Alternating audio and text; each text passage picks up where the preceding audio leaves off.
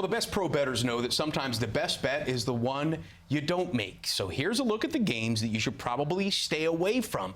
But if you must pick a side, we bring in Jared Smith of SportsGrid and Old Man Who Bets, Geoff Sheasby. Let's look at the Bucs game. 3.5-point road favorites in Detroit. Mike Evans isn't going to be playing in this game. Is that why most of the pros are going to be staying away from this one? I think so.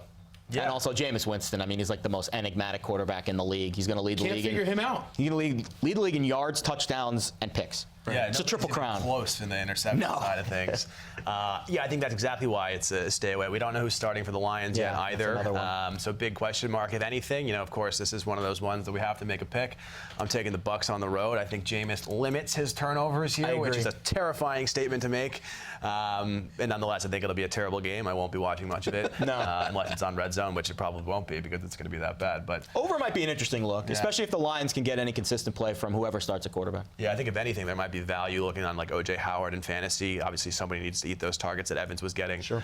And he hasn't been a part of the game plan. So if there's any time for him to be a part of the game plan, it's this week. Keeping an eye on the props, but O.J. Howard, my goodness, this guy has been a dog for most of the year. Another home dog here, the Panthers getting 6 against the Seahawks. Seattle is kind of defying history. They're actually playing well on the East Coast. Do you put less weight on those historic trends in this spot right now? Yeah, I'm not really concerned about the historic trends here. I think it's a strong line for Seattle. Again, I guess factoring in that teams don't play well, I think it's a strong line. I think the Seahawks, coming off a very lackluster game against the Rams, will bounce back nicely. I think if you stop McCaffrey, you stop the Panthers. I think their defense is a little bit overrated. So if all the picks that we're talking about in this section, I think the Seahawks would be one of the stronger ones for me. I agree. I think Carolina kind of gave up a little bit last week against Atlanta, and I think their coaching situation, I think that locker room actually liked Ron Rivera a lot, and I think some of the players have kind of slumped their shoulders a little bit with him out of the mix. So I would lean Seahawks there, but laying 6 on the road is tough with any team, especially a team that has some weapons on offense like McCaffrey. But I think Seattle definitely wins the game.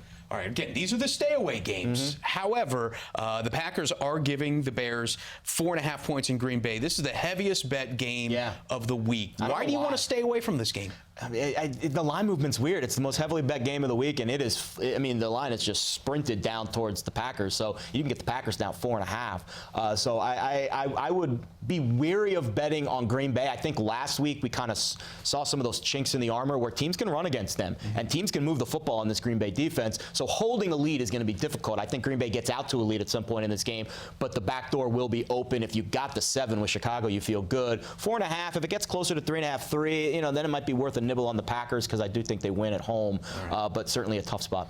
Yeah, and I agree with that. I think if anything, looking into the under here, it's already very low at 40.5. The first game was super low scoring. I believe it was 17-10. Second half unders too. There's only 3 points scored in the second half of that first Packers. Bears game. You can definitely run against the Packers. I think they're secondary, young and inexperienced, but underrated. But it's not like Trubisky is really throwing the ball anyway. Very true.